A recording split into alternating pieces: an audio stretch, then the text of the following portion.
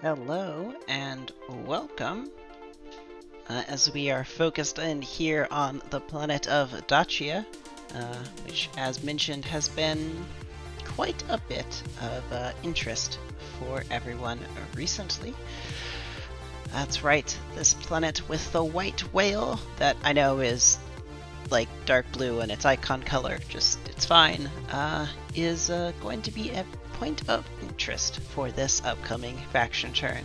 Well, welcome on back, anybody. Oh, I didn't change the lower third title. I fixed other things. I didn't fix that. Oh no. Faction turn. Great. Now it's right. Now it's the faction turn. So welcome on in, everybody, to Unrestricted Lorefare's faction turn 26 within the Beacon Space setting. As always, I'm your GM Xavier for this segment. If you're joining us live on Twitch, hi, welcome. I know you were just here for a lore stream, but for the YouTube VOD, thanks everyone for joining on in and watching today's faction turn. Hopefully it'll be a blast of a time. We've got some exciting announcements to save up for the end of this stream, for the faction turn portion, but I don't think I have any announcements to get started with. I guess I can't think of anything. All the trades were announced. I don't think I updated the map or the spreadsheet to include those quite yet, but I will do so in the near future if that hasn't already been complete. As we transition on over here, maybe somebody can help tell me if this text is big enough to read as we get 25.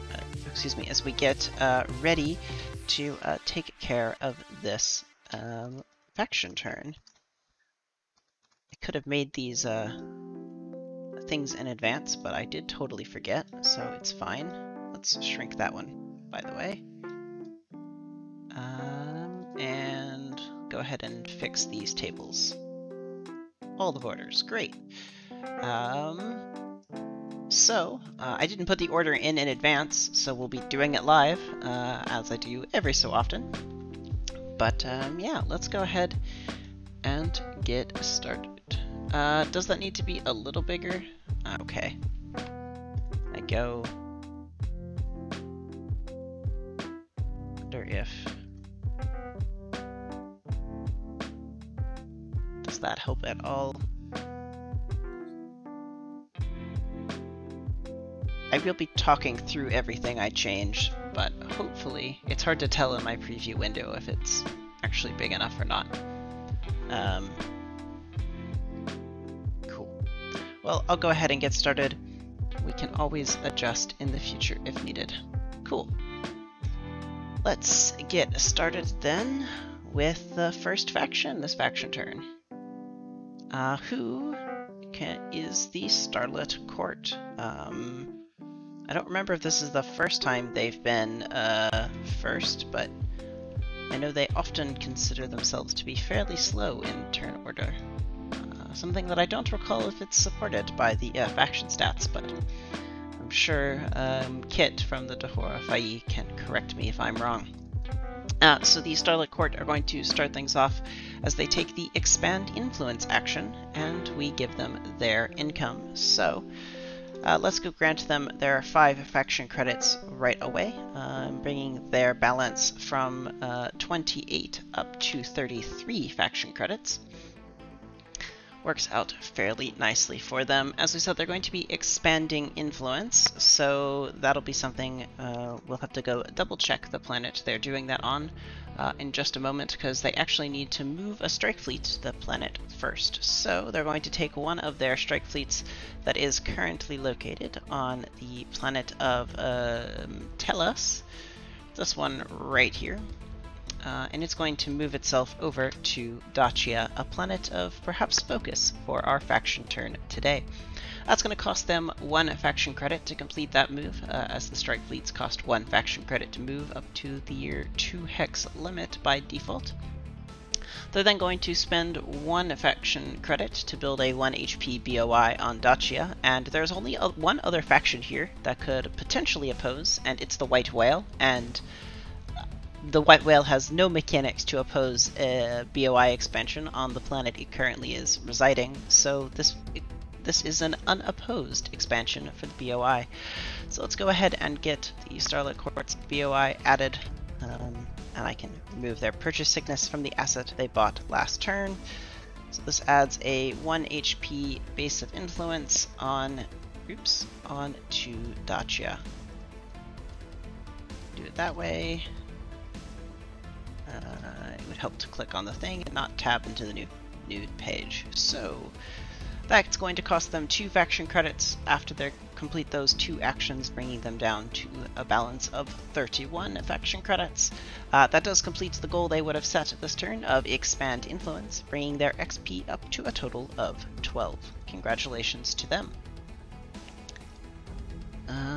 With that, we complete the Starlit Quartz turn. Coming up second in this faction turn, apparently previously following the Starlit Court as well last time, is the Tahora Fayi, who are going to take a turn that's going to take us a little bit more time to get through, but it shouldn't be that big of a deal, as they're going to take the Blood of the Enemy goal for their action this time. So Blood the Enemy requires you to deal damage to any other faction on the board, equivalent to the sum of your Force, Cunning, and Wealth assets. So for the Tahora Fayi, that adds up to a total of 13. Let's go ahead and start a tracker for their Blood the Enemy goal, placing them at a total of 0 out of 13 on that progress. They're then going to receive their income of a whopping 11 faction credits, bringing their total up to 20 this turn. And then they're going to take the Seize Planet action. So they're going to be seizing the planet BQ off in the middle of nowhere with a base of influence. As there's no opposition, I believe that is perfectly fine. So we'll go ahead and start their Seize counter as well for the planet BQ. BQ 0 out of 3. Great. They're then going to take advantage of the Seize action's ability to attack as well with other assets that are not located where you are taking the Seize to make some attacks in other hexes. So if we come take a look at the fantastic map tool down in the hex of 0811,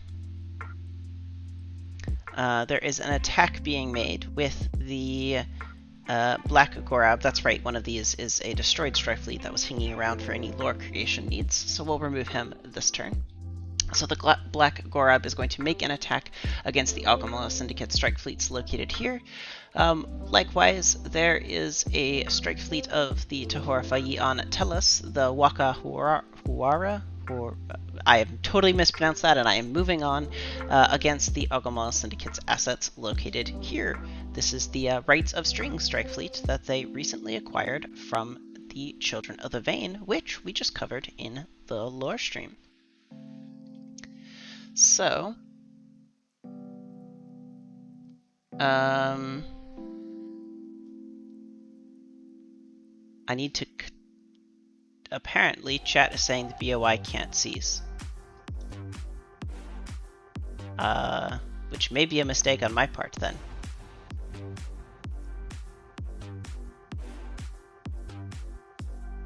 Let me check the rules document and see if it's in here.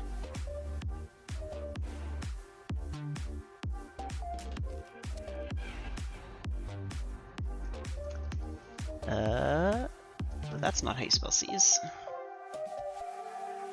They want to oppose. You have to do that. Doesn't include an attack action. Yes, that's the thing.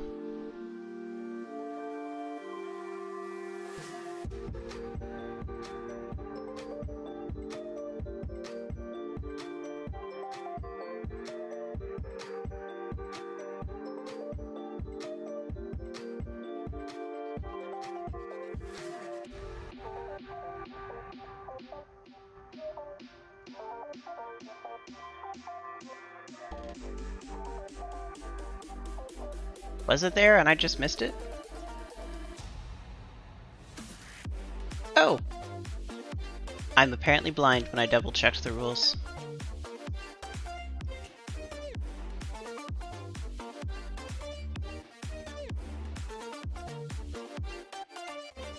I need to double check then, because I may have answered the Tahora Fayi incorrectly and they would have done so on my advice, which is now a different problem.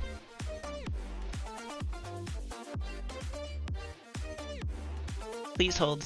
I'm not going to be able to commentate through double checking a Slack message. All I will do is confuse myself.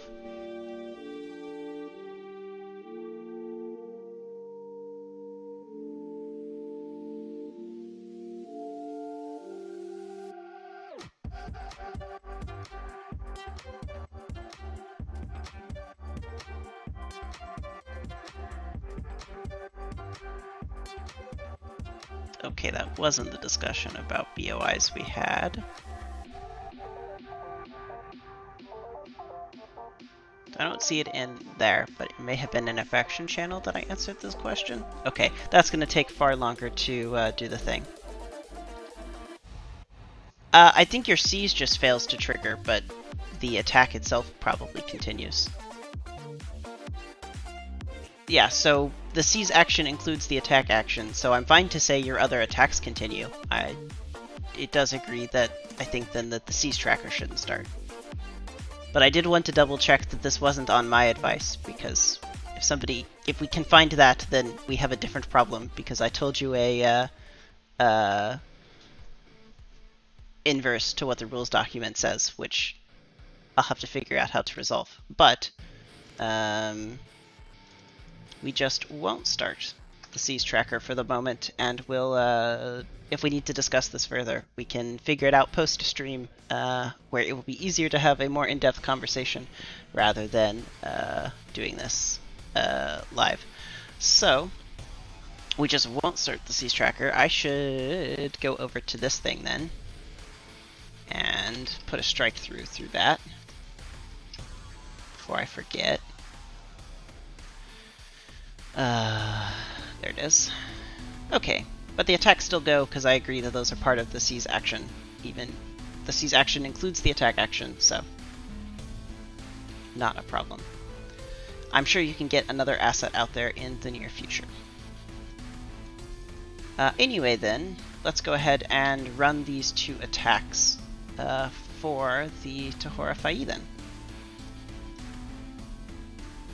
So the first one that they have listed is the 0811 Hex, so let me double check the defensive request, because the Agumala Syndicate have their fleets named, so I want to make sure I defend and damage the right one if it becomes important. So, the Strike Fleet, we're just going to find whichever one's first, which Agumala Syndicates is probably easier to find, because it's a Strike Fleet attacking Strike Fleet. So this is a Force V, Force Attack. The attacker deals 2d6 damage on a success, 1d8 damage as a counter, and let's go check these faction stats. So the Tahora Fayi have a force of 6, and the Agumala Syndicate have force 4, so we'll roll the defender's die first and then follow up with the attackers, because that seems to be probably the better way to do it. That way we can see whether or not the attacker beats the defender's roll or not.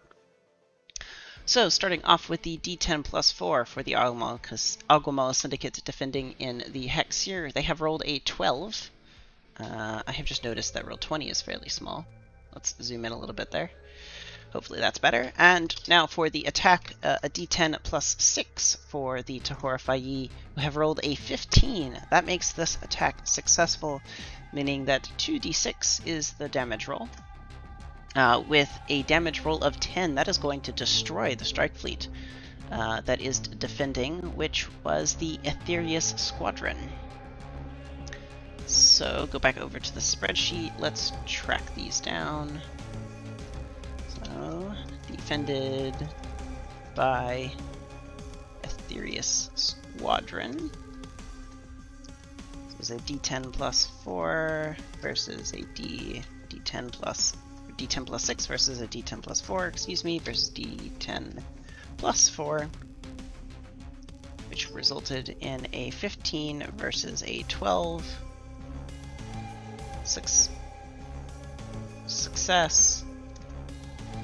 2d6 equals 10 damage. That is going to destroy the strike fleet for the Aetherius Squadron. I'm going to do the same thing where I set it to 0 so that its name doesn't disappear right away. And we'll clean it up at the end of the next stream. That adds +8 to the tracker for Tahora Fai, since they can only actually deal 8 out of that 10 rolled damage.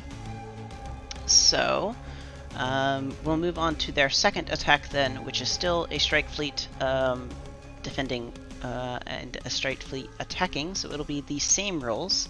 So we'll do these again in the same order for the defense and the attack roll. So a d10 +4, resulting in a 10 for the defensive efforts of the Agumala Syndicate, and a d10 +6, resulting in a 9. So that is not a success this time for the Tahora Fai. So the counter attack damage of a 1d8 of a strike fleet rolls a 5 against the attacking Tahora Fai's ship. So we'll take on over here and go to the planet of Tellus for, let me sort these by location, that makes combat easier. So Tellus right here has the Tahora Fai strike fleet. That's 0809 or 0811 Tellus. Right down here. Here's the Tahora Fai strike fleet.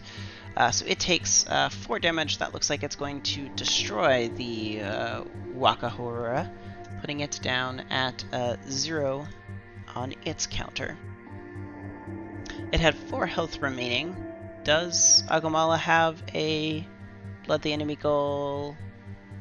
They do not. Okay, good. Don't need to add anything to their trackers then.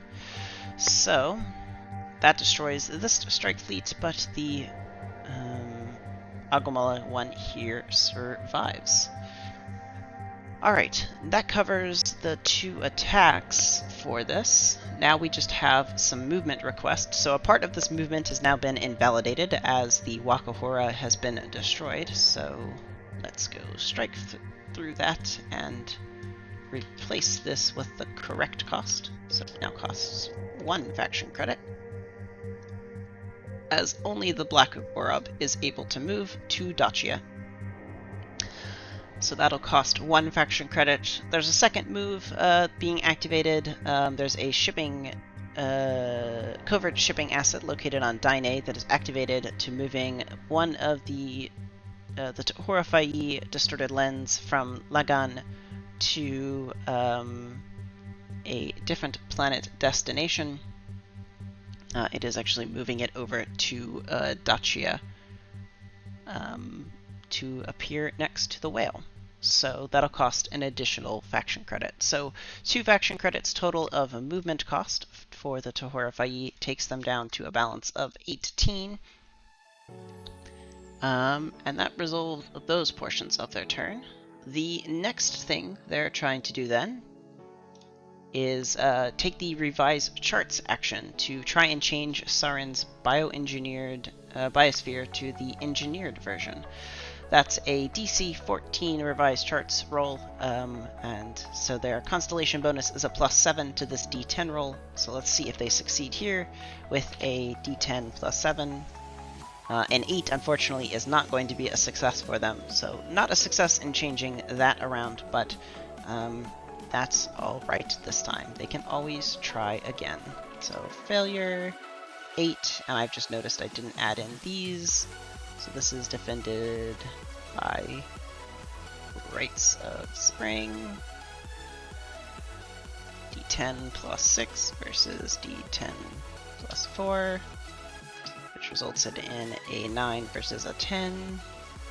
Counter 1d8 equals 5 damage. Okay. That should be all of those things. The only final check is to see if the whale can be lured by the Tahora Fai, which is a +4 versus +4 roll. So to continue in the trend of the defender rolling first, we'll roll for the white whale.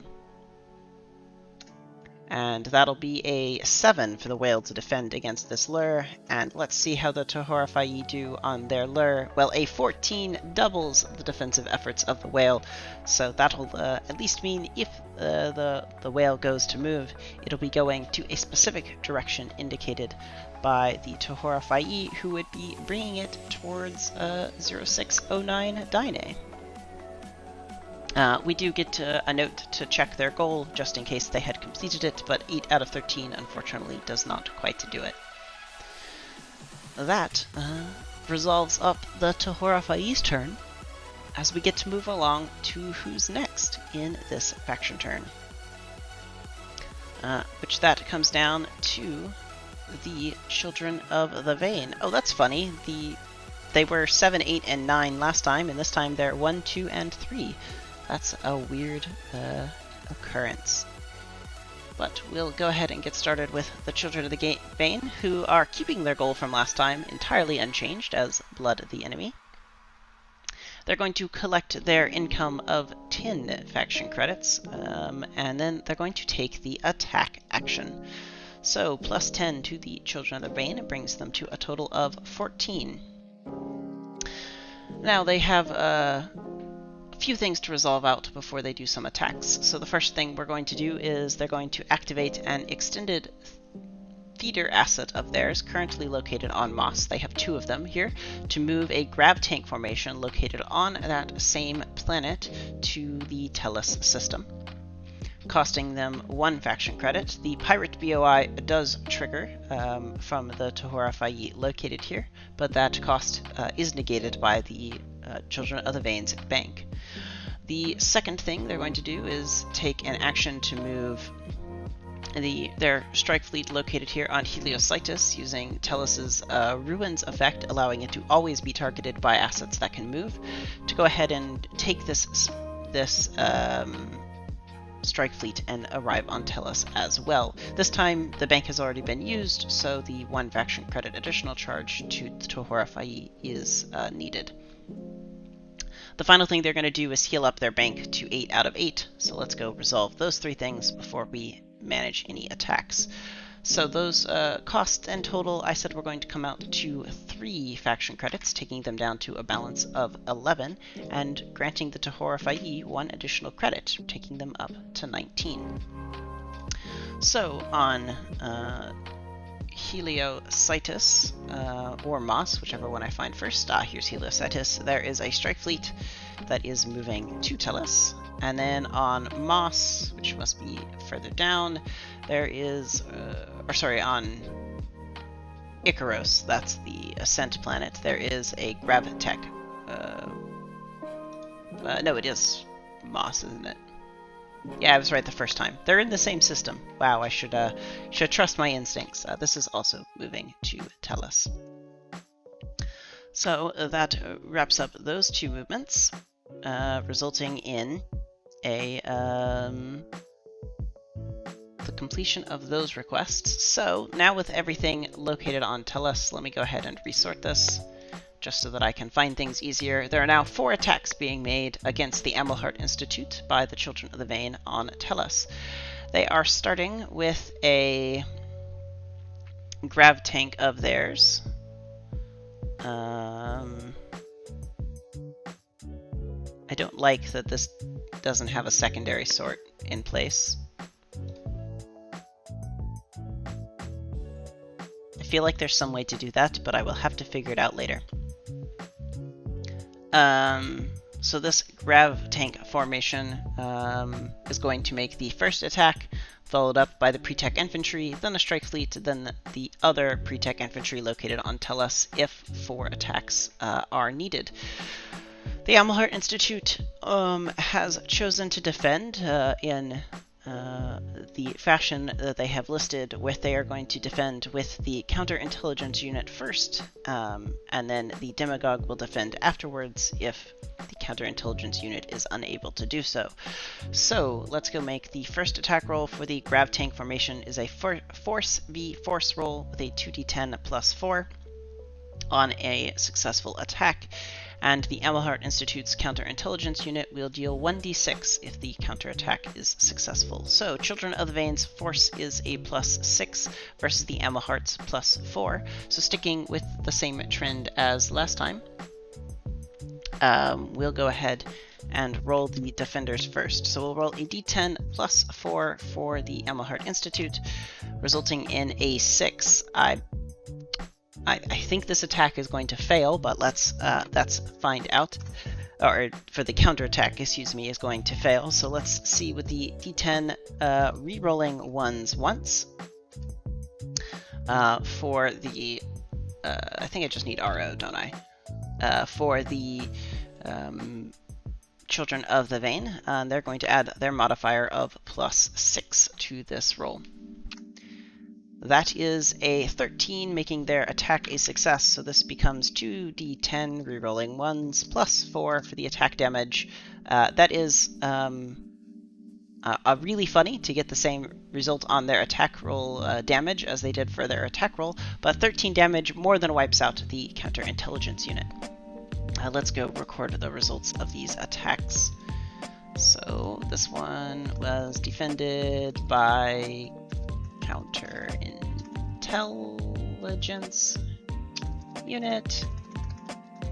It was a d10 rerolling 1s +6 versus a d10 +4, which resulted in a 13. A 13 versus a 6. So success,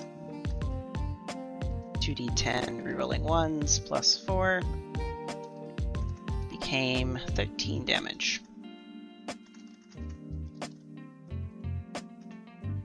Alright, let's go mark that counterintelligence unit as destroyed. I'm going to do the same thing where I'm going to mark it with a 0, just in case they want to write some cool lore about it. And if I recall correctly, the Children of the Vane have a Blood the Enemy goal. They do, so that adds 4 damage towards their tracker. Now that sounds good. The second attack then takes place with the Pre-Tech Infantry unit, so that one no longer has Purchase Sickness. I don't have names listed for them. It doesn't all too functionally matter, so I'm just going to roll with the one that's on top first, because they're both at full health. So we'll start with a 2d8 attack. If this is successful, it'll be the same rolls with a force versus force. This time, however, the Demagogue is defending, so counterattack has increased to 1d8. So let's start with the defensive roll again, rolling a d10 +4 for the Amelhart Institute, who have rolled a 10 this time. Roll a d10 rerolling 1s once +6 for the Children of the Vane, resulting in an 8. So that means the counterattack is successful this time. So a d8 of damage from the Demagogue. I'm just going to double check that's what I said. Yep. Results in 5 counterattacking damage. So let's record that result. This top is reduced to 11. And over here, we have this one defended by Demagogue that I think I have just misspelled, but I'll fix it later. So this was a d10 rerolling 1s +6 versus a d10 +4, which resulted in, I don't remember, a 10, an 8 versus a 10, so an 8 v 10, so the counter was 1d8 equals 5 damage. So next up is the Strike Fleet that's on Tellus. The attack dice change again to a 2d6, but the attack still remains force v force, so we'll make the same rolls again with a d10 +4. Oh, a 5. That's not too good for the defensive efforts there for the Amelhart Institute. A d10 +6 for the Children of the Vane, rerolling that one if it were to occur, results in an 8, which is an attack success. So 2d6 rerolling 1s once results in 10 damage, as we see that rerolling does actually take effect here. 10 damage is just the amount needed to destroy a Demagogue, so the final attack will not progress, but let's make notes of this first. So this strike fleet has a d10 re-rolling ones once plus 6 versus the same d10 plus 4 we've been making. I know the result was a 5 for the Emelhart Institute, but I don't remember the Children of the Veins. They were an 8. Okay, so that's an 8 versus 5. So success. 2d6 rerolling ones equals 10. Go ahead and add an asterisk there to indicate that a 1 was re-rolled. That destroys the Demagogue as well, reducing it down to 0 HP. That does add 10 damage to the blood of the enemy tracker, taking it up to 16. The final attack now for the pre-deck infantry has no valid target against the Emelhart Institute on Telos, so it dissolves. And a 14 out of 16 on the blood the enemy goal does not quite complete it. That, I believe, wraps up the Children of the Veins turn. I don't think I've missed anything there, and I think I got everything with those die rolls down correct. So, someone should let me know in chat if they think I've messed something up, but for now, we're going to move on to who's next in the turn this month, which is the Concord of Mutual Disdain, who are 4th this turn, breaking the streak of them being first several turns in a row. And they're going to take the Seize Planet action, as well as setting that as their goal. So the first thing we're going to do is give them their income of 6 faction credits, taking them up to a total of 34. They're then going to take us to a different part of the sector altogether, and come down and move this strike fleet from 1718 into 1818. And go ahead and seize that planet. So that's going to cost them 1 faction credit. There's nobody here to oppose, so the seize goes off without a hitch. And yeah, we can start that tracker for them. So this is the seize of planet BT, not VT, BT, which is now, well, it's going to be at 1 out of 3 by the end of the turn. The other thing they are going to do is they're going to increase the planet's tech level of Yakia using the planet modification rules. That's up here in 1410. They're going to increase it into TL3.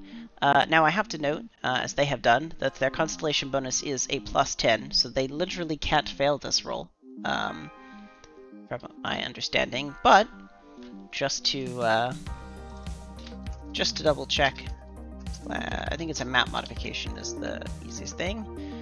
So the tech level change requires an 11, so the lowest you can roll on the d10 is a 1, meaning that this is an automatic success for them. So I'm going to go ahead and roll, just because I feel the need to go ahead and roll and see what they would have rolled, but 16 easily beats this goal, so they can increase the tech level of the planet of Yakia up to TL3. Congratulations to them. Yep, that's fine. The spreadsheet can change. The other thing they're going to do is they're going to complete their seize of planet CF. So as it ticks to 3 out of 3. So I'm going to go find that for them and mark them as the planetary governors of this world. Likewise, they have asked me to rename this planet to Tato, and to rename the system to Vindi Equek. This has been utterly butchered in pronunciation, but Vindi Equek? I don't know. It kind of looks like it's written as a pronunciation guide, but I can't follow it along. That will increase their income next turn, as the spreadsheet has automatically re-given them the new income from the planet, as this planet has a +1 completion goal. They also chose the complete seize planet goal, so there's their XP for doing so, bringing them up to a total of 3 experience points. That wraps up their turn, so let's move along to the next faction on this turn, which is Ascent, coming in 5th. So, Ascent is not going to be setting a goal this turn. They are going to collect their income and then buy an asset, purchasing the Book of Secrets asset on Icaros, and then exploring the ruin on planet CU. So let's go ahead and complete that buy action for them. I'm going to do that first and then give them their money just to do everything in an easier path. Let's resort this over here. So over here, down on Ascent, we can see that they are going to purchase this Book of Secrets asset. It is the first time we've had somebody have access to this, given that it is a tier 7 asset. So that's congratulations to them. They're purchasing it on Icaros, their homeworld. It's going to cost them 20 faction credits to make a purchase of this Book of Secrets. So I'm going to award them a total of negative 14 credits to their income then after they take 6, just to make my life easier, so that's going to put them down to 53 faction credits. They're then going to take the Exploratory Ruin action. I should make sure this has purchase sickness, shouldn't I? Thanks. They're then going to take the exploratory actions. So exploring a ruin, by the way. They're going to just make the basic roll of a d10, and so let's see what their ruin exploration does for them today. A 9, ooh, that's pretty high up there, resulting in a critical success, adding +2 to the progress of the clock on this planet. This is planet CU in the way up there in the middle of nowhere on the other side of the sector from the Concord of Mutual Disdain. That wraps up their exploration and their purchase of the Book of Secrets, so I think that wraps up their turn. Congratulations to them. Coming in 6th this faction turn is the Amelhart Institute then, as they're going to be taking the Use Asset Ability action. Let's go ahead and have them collect their 6 faction credits, taking them up to a total of, let me find it, 40 faction credits. So, they're then going to activate their commodities brokers, the 4 of them that they have, and then activate their homeworld ability to move itself. But let's start by rolling these 4d8 for the commodity brokers, so that we can add them in. So that's a total discount earned of 13, so a 3, 6, 1, 3 for them. So let's go make note of that for the Amelhart Institute. I'm just going to go down the list that they have, as it doesn't functionally matter which one gets which discount. So this was a 3, or I think I was doing it this way, right? So discount 3. This one's discount is 1. The next commodities broker discount is 6. It no longer has purchase sickness. We'll handle that in a second. And this one has discount 3. Go ahead and clear that out from them. They're then going to activate the homeworld ability of their planet to move, so that they can move from the 014 system they're currently in out to 015. So in an action that messes up the spreadsheet every time we do it, let's go move Ingrid out to 0115.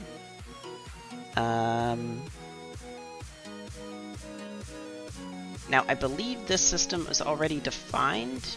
That seems to be the implication. It is, so I need to make sure that the system is renamed appropriately up here, so that I don't break everything. 0415 Ingrid. Gonna break a bunch of assets.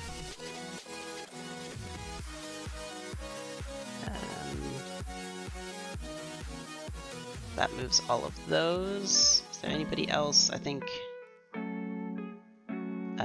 well, this has been renamed. I would have fixed that later. Here's the other Ingrid assets. Okay, that should fix up all of the Ingrid assets that have been moved. There may be sector objects. I'll handle those after the stream if necessary. The final thing is that they are going to move a commodities broker off of Ingrid, activating their covert shipping asset to do so, and move a commodities broker to Tellus. So this commodities broker of theirs that is currently located on Ingrid, does this one, is moving on up to Tellus. That's going to cost them 2 faction credits, so let's go ahead and charge them for that, bringing them down to a total balance of 38, because 1 faction credit for the movement, 1 faction credit for pirate tax, giving the Tohorafai an additional credit this turn. That takes them up to 20. Okay. So that wraps up the Amahar Institute's turn. They didn't set a goal, so no check there needed, and we can move on to the Larkspur Combine, who are 7th this faction turn. They're going to set their classic goal of inside enemy territory, and then at the same time purchase an asset. So they're going to go collect their income of 6 faction credits, bringing the Combine up to a total of 16. They're then going to purchase a party machine asset on Moss. So let's find Larkspur Combine along with all of their stealth assets hidden from view, and go ahead and add in this new purchase for them. So their party machine, which does have purchase sickness and is stealthed. Is there some way to do this? I feel like there was a way to do this where the stealth stays. Apparently not, whatever. It has the check marks for it being stealth, so that's good enough. And this is a fine row to copy down from as we get to check out this new party machine, which is newly purchased for them and located on the planet of Moss. So 8 faction credits later for that purchase.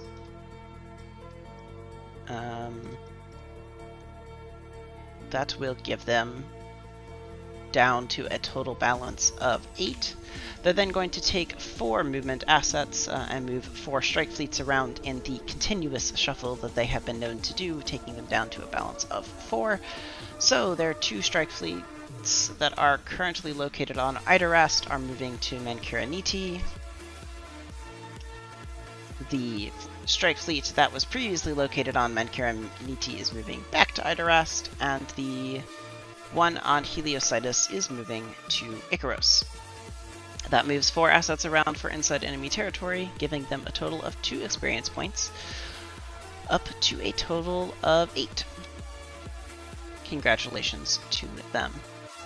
That wraps up their turn, and so we get to move on along to the Assembled Commonwealth, who are 8th this faction turn. They are not going to be setting a goal, and they are going to be taking the refit asset action after they receive their income of 5 gold. So they're going to receive 5. They would earn 6, but they're currently over their force cap by 1, resulting in increased cost there. So that takes them up to 18 as their balance. They're then going to refit an asset of theirs that is currently located on the planet of Malacca, and also being moved about by their new assets of the Anchorage Station. And they're going to be refitting that into a grab tank formation. So the post-tech infantry costs normally 8 faction credits, as we can confirm. That's the pre-tech infantry right here, so it normally costs 8. They're going to be refitting this into a grab tank formation, which, if we just find it in this list, we'll see that it costs 25 faction credits, so that's a 17 faction credit difference to pay for. That's going to result in 17 faction credits charged to them, taking their balance down to 1 faction credit. They're then going to attempt to modify the map by making a map modification roll on Coritas. Excuse me, this needs a purchasing sickness added before I move on and forget. they're going to try to make a map modification to Coritas, located in the 1213 system, right down here. And they're trying to change the population from a failed colony to an outpost, which is a DC 11 check for them. They have a +4 from their constellation bonus, so a D10 +4 results in exactly what they need, rolling an 11. So congratulations on their map modification success. So Coritas now becomes an outpost world. Yep, don't have to yell at me for that. Let's go make note here that they rolled an result of 11. Alright. Congratulations to their purchase, or their refit, excuse me, and to their successful map modifications. Where's my mouse? There it is. Cool. The Agumala Syndicate then get to wrap out the factions played by the Discord players as they come in 9th this faction turn, and they're going to set the Blood the enemy goal. Quite unfortunate that they are setting it this late in the turn because they did some damage already, but such is the way turn order works. They're going to be taking the attack action after gaining their 5 faction credits of income, taking them up to a total balance of 26. Great, so they are also setting Blood the enemy. Let's do that. I guess I should actually do that over here. Blood the enemy there, and then this is also for Agumala Syndicate. There we go. I need to update my rows more thoroughly. So this is wrong column. BTE. The Agumala Syndicate need to reach a total damage dealt of 11 faction credits, or excuse me, 11 damage from their stats. So they're going to complete some movements before we make any attacks. So let's do those first. Over on the asset tracker, we note that they have 3 strike fleets in the 0811 hex that are going to make its way over to Dacia in the 0809 hex. That's going to cost them a total of 3 faction credits to move these assets over. Excuse me, only 2. One of these is destroyed. I should remember that. So it's only going to cost them 2 faction credits. I should go update their sheet in just a moment. They also have a strike fleet currently located on Tellus that did survive its attacks. That's also going to move to Dacia, so it's going to be a total cost of 3 faction credits rather than 4. So let's make these corrections for completeness. Great. Sounds good there. So that cost them a total of 3 faction credits, taking their balance down to a total of 23 credits. They are then going to attack the White Whale in Dacia with the available strike fleets. There are only 3 strike fleets of the original 4 that are making these attacks. And I have defensive orders to account for from both the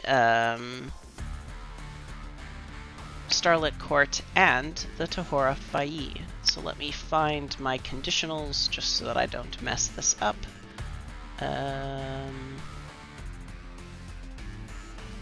Where did I put those?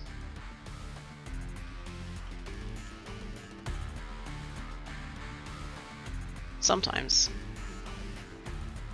There it is. Okay. So the Starlit Court are defending the first attack on the whale. So that means that this attack becomes the Assembled Commonwealth's 6, using their Warlike tag to gain 2 die rolls here. So 2d10, choosing the better of the 2, plus 6 versus the Starlit Court's d10 plus 5 in defense. On the hex of 0809, which we're going to sort by to find, we can see that the Starlit Court have a strike fleet and their newly established base of influence. So the strike fleet itself can go ahead and make this defensive effort. So let's roll for the defender, as we've been doing first all day, resulting in a d10 plus 5 for the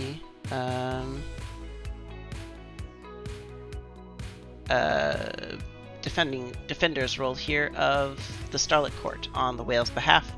That is a 12. That is a pretty good defensive roll. So we'll have to see if the 2d10 keeping the better of the two from the Warlike tag plus 6 of the Ogumala Syndicate can manage to beat it. And oh my goodness, they didn't even need the reroll. A 10 on this roll with a 16 is a successful attack. A strike fleet deals 2d6 damage. So let's see how much this is. That deals 6 damage then to the strike fleet, which I am told should be dealt directly to the strike fleet in this case. So the Starlit Court's strike fleet here goes down to a total of 2 faction credits as it defends a successful attack by the Ogumala Syndicate, which adds 6 damage to their Blood the Enemy tracker, and let's go record the details here. So attack 1, defended by Starlit Court strike fleet, which results in a 2d10, keeping the better one plus 6 versus a d10 plus 5, which resulted in a 16 versus a 12. So success, 2d6 equals 6 damage.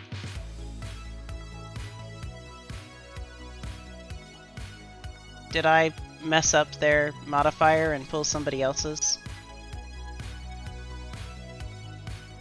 Oh, I did. I pulled the tab above. Okay, the die roll is still the same though, so a 14 is still a success rather than the 16. That's just me failing to pull from the correct resource. Let's fix that on this then.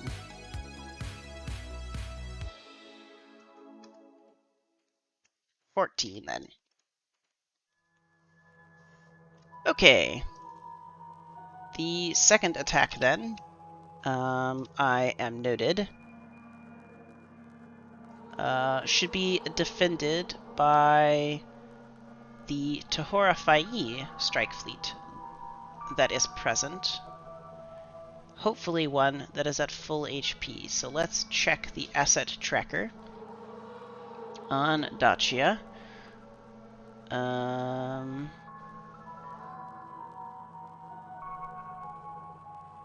The Tahora Fai don't have one there. Let me just double check that this was the potential. This is where conditionals get a thing and I can't be completely prepared. I think the one...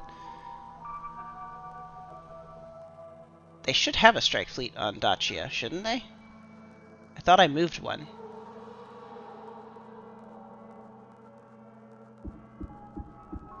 They should have had... The Wakahora died, but the Black Gorab is still alive, correct? Where is it?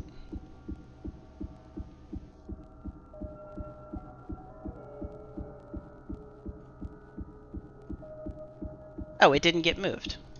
Oops. Did I charge them for it? Does somebody in chat know? Okay, well I did say it, because I knew I said it. It looks like I just didn't make the change on the sheet. So, we'll have to double check if I charge them for it, but for now, that's going to be what defends, because it is at full HP and it matches the specifications of a full HP strike fleet. So, the Tahora Fai have a plus 6 to their defensive roll. Ogumala Syndicates is plus 4 on the attack. We'll get it correct this time. So a d10 plus 6 for the defensive roll of the Tahora Fai defending on behalf of the whale. Man, the defenders have liked rolling the die 7 twice in a roll here. That's a d10 plus 4 for the attackers of the assembled Commonwealth of the Ogumala Syndicate. There are too many factions with A names, just so everyone knows. An 8 is not successful as an attack, resulting in the counterattack then of a d8 from the strike fleet, resulting in 4 damage to be dealt.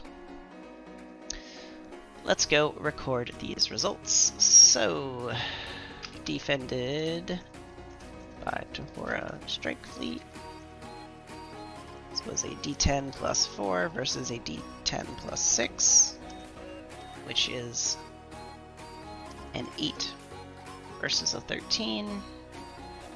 Counter d8 equals, I believe it was 6 damage. Was that correct? No, 4 damage. Wow. Okay.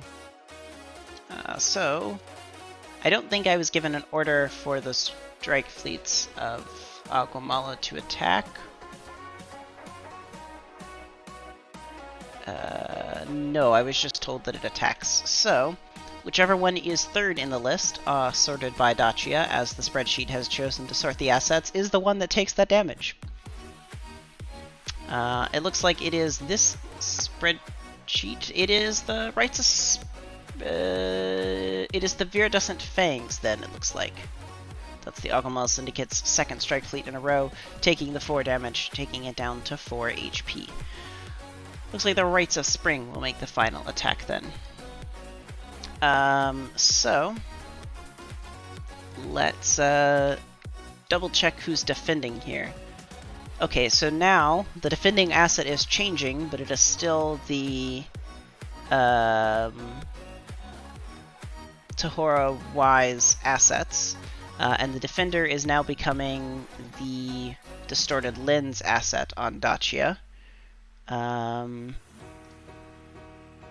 Which, did I not move that either? Okay, I just didn't move either of their assets. That's what I did. Okay. That's located up here then on login. This explains why I was very confused that it didn't have anything there.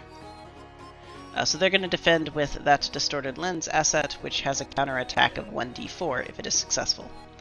So, a d10 plus 6 for the defender, resulting in an 8. A d10 plus 4 for the attacker, resulting in a 6, means the counterattack is successful, resulting in a d4 of damage for the maximum 4 damage from that Distorted Lens asset. I wonder what that would look like. I'll be interested to know what the decision for the manifestation of that Distorted Lens is from the Tahora Faiz. So, this one is defended by Tahora Distorted Lens. The same attacks as last time. Versus the d10 plus 6. Except this time it's a 6 versus an 8. Great. Yep, 6 versus 8. Counter d4 equals 4 damage. So that goes to the Rites of Spring. Which is going to be down here for Dacia, taking that down to 1 HP. There was a Blood the Enemy for Tahora. That one just dealt... The previous two have both dealt 4 damage each, so that would put them at 16, so that puts them at 13 out of 13. They can't complete their goal, not on their turn though, so they're just at the end of their tracker.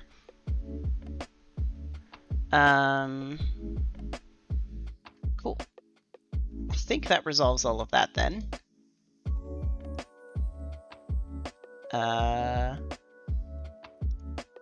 That's it for the Aguamala Syndicate's turn. So they didn't manage to hit the whale, but on the whale's turn, as it was lured, it will go ahead and move. So, the whale is next. It is going to go ahead and move, so it was lured to... the Tahora Faiz were luring it to Dine, weren't they? Correct, so 0609 Dine, as it moves on off on its way. That movement is valid for the whale, as it can move 2 hexes. So, let's find the white whale, relocate it over to Dine in the Tootham system. Great, that wraps up the whale's turn, with the easiest turn the whale has had, pretty much ever. And then great. So that means the only thing I think I have left to do is I need to roll a die to figure out which asset, or which faction at random should get the reward from the Lag and Bleed Temple, giving a free Distorted Lens asset. So let's roll a d10 to see who gets that.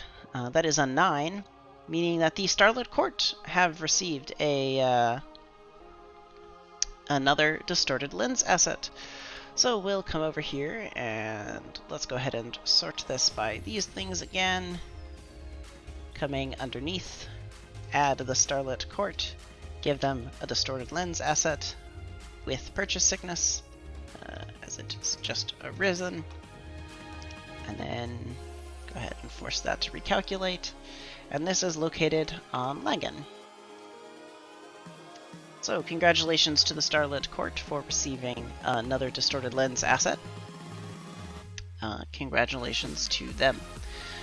I've got, what does it look like, 3 announcement topics then today, as we wrap up all of the faction turns. So congratulations, and thanks to everyone for getting the faction turns in. I do appreciate it.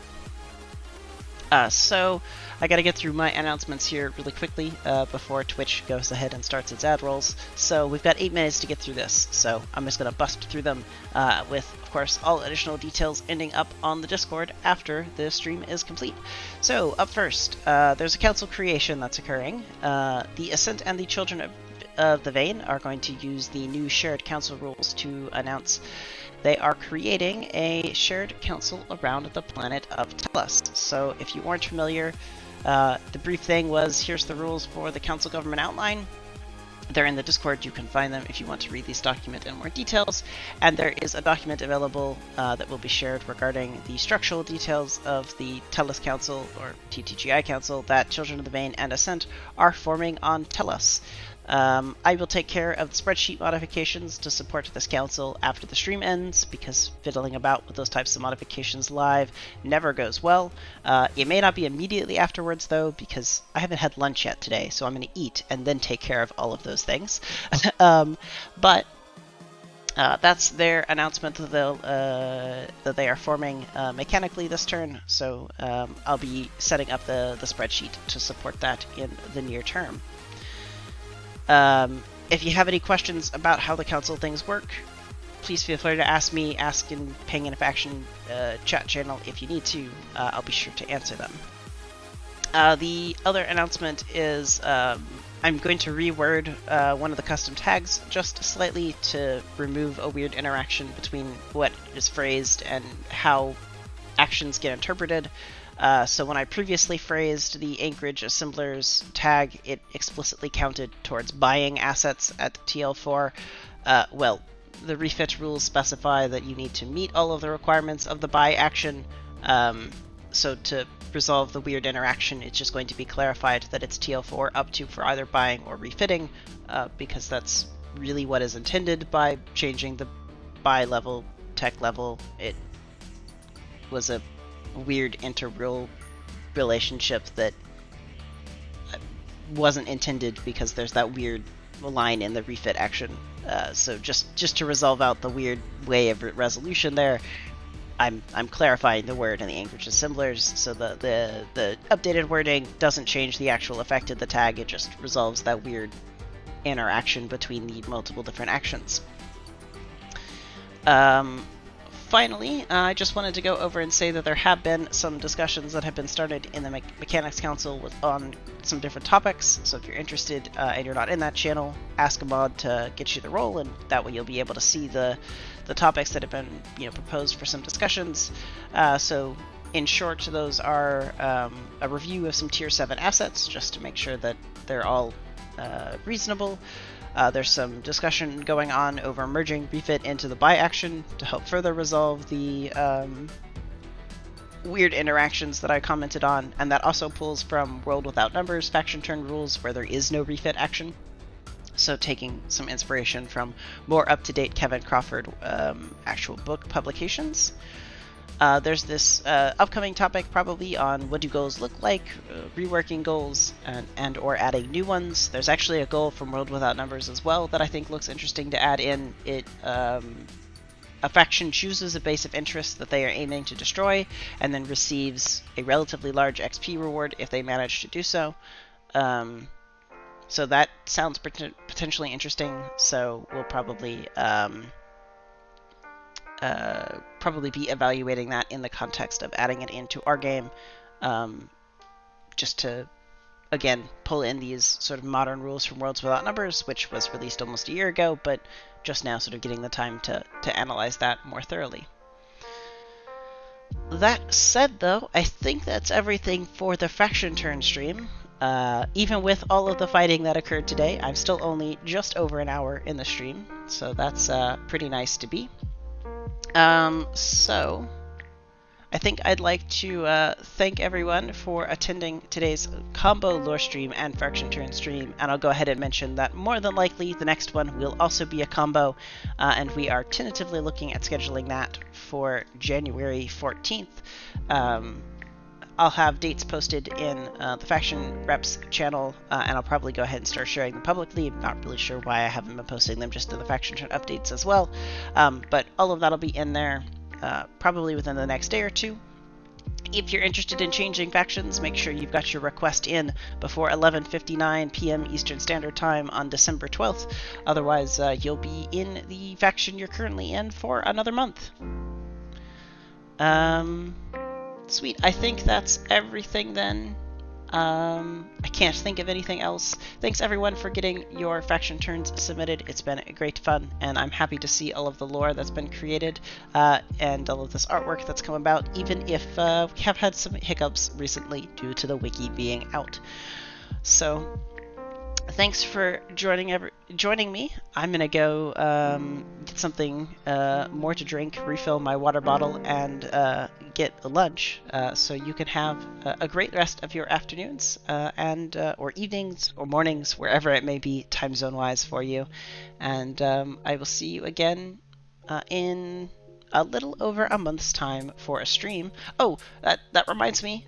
Monday, though, I will actually see you Monday if you want to come join us for Beacon Space Rediscovery Episode 1.